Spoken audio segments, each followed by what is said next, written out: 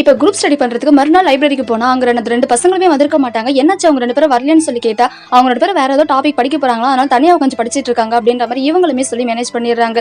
சரி ஓகேன்னு சொல்லிட்டு இப்ப இவங்க எல்லாருமே ஒண்ணா குரூப் ஸ்டடி பண்ணிக்கிட்டு இருக்காங்க. இப்ப இவங்க எல்லாருமே ஒரு சில டாபிக்ஸை ரிவைஸ் பண்ணிட்டு இப்ப அந்த பையனுமே ஸ்ரீ கிட்ட ஒரு சில கேள்விகள் கேட்கறான். ஆனா ஸ்ரீ சரியாவே அந்த கேள்விகளுக்கு ஆன்சரே பண்றது இல்ல. அதனால ஒரு புக்கை திருப்பிக்கிட்டே தான் இருக்கா. இதனால அந்த பொண்ணுமே பக்கத்துல இருந்து ரொம்பவே கோவப்படுறா. இப்ப எல்லாருமே கேண்டீனுமே சாப்பிட்டு போறாங்க. இப்ப ஸ்ரீ சாப்பாடு வாங்கறதுக்காக கேண்டீனுக்குள்ள போகும்போது இப்ப அந்த பொண்ணுமே நீங்க ஸ்ரீ கூட ரொம்பவே அட்டாச்சா இருக்கீங்க. சரி ஓகே நான் இல்லன்னு சொல்லல. ஆனா அவ எனக்கு தெரிஞ்சு சரியா இருப்பாளான்னு தெரியல. அவ ரொம்பவே லோ பிலோவா இருக்கா. அவ நம்ம கூட சரிப்பட்டு வரமாட்டா. ஒரு குரூப் ஸ்டடிக்கு எல்லாருமே ஒரே ஆவரேஜ்ல இருக்கணும். ஆனா ஒருத்தர் ரொம்ப லோவா இருக்கும்போது நம்மளால எந்த ஒரு விஷயத்தையுமே பண்ண முடியாது.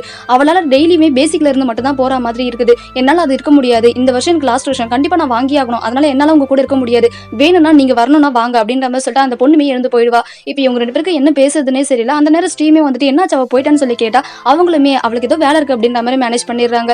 சரி நாளைக்கு எந்த டைமிங்ல மீட் பண்ணணும் அப்படின்னு சொல்லிட்டு ஸ்ட்ரீமே கேட்டா அவங்க 2 பேருமே சேம் டைமிங் தான் அப்படின்ற மாதிரி சொல்லிடுறாங்க. இப்ப மறுநாள் அவளுமே அவங்க சொன்ன டைமிங்க்கு அந்த லைப்ரரிக்குமே வராங்க. ஆனா ஒருத்தர் கூட காணவே காணோம். அவளுமே மெசேஜ் பண்றா. ஆனா யாருமே ரிப்ளை பண்ற மாதிரி தெரியல. இங்க ஸ்ரீயோட ஃப்ரெண்டும் அந்த பையனுமே சேர்ந்துட்டு ஒண்ணா குரூப் ஸ்டடி பண்ணலாம்னு இருக்காங்க. இப்ப அந்த பையனுமே ஸ்ரீயோட ஃப்ரெண்ட் கிட்ட கேக்குறா, நீ பண்றது ரொம்பவே தப்பு. என்ன இருந்தாலும் அவ கேட்டிருக்கால, நம்ம ஏதாச்சும் சொல்லணுமா இல்லையா அப்படின்னு சொல்லும்போது அவ அதெல்லாம் புரிஞ்சுப்பா. அவ ரொம்ப ஆவரேஜ் ஸ்டூடெண்ட். நம்ம கூட இருந்தா அவ சரிப்பட்டு வர மாட்டா. நம்ம தான் படிக்காம நம்ம எவ்வளவு பெரிய மெடிக்கல் காலேஜ்ல படிக்கணும்னு நினைக்கிறோம். அதுக்கு எந்த அளவுக்கு மார்க் எடுக்கணும் அப்படின்றது நம்ம 2 பேருக்கு மட்டும் தான் தெரியும். சோ நம்ம 2 பேரும் படிக்கத்தான் சரியா இருக்கும். இப்போதைக்கு அவ சொன்னா புரிஞ்சுப்பா அப்படின்ற மாதிரி சொல்லிட்டு இப்ப இவங்க 2 பேருமே படிக்க ஸ்டார்ட் பண்றாங்க. இப்ப எங்க ஸ்ரீமே இவங்க வரதுனால சரி ஓகே இதுக்கப்புறம் இவங்க நம்பி வேஸ்ட் அப்படின்னு சொல்லிட்டு போன் எடுத்து அவளே டெஸ்ட் போட ஸ்டார்ட் பண்ணிடுவா. இங்க ஸ்ரீயோட ஃப்ரெண்ட்ஸ் 2 பேருமே டெஸ்ட் எல்லாம் போட்டுட்டு என்ன மார்க் அப்படின்றத ஒருத்தருக்கு ஒருத்தர் பேசிக்கிட்டு இருக்காங்க. இப்ப 2 பேருமே டைப்ல தான் வந்து நிக்கிறாங்க.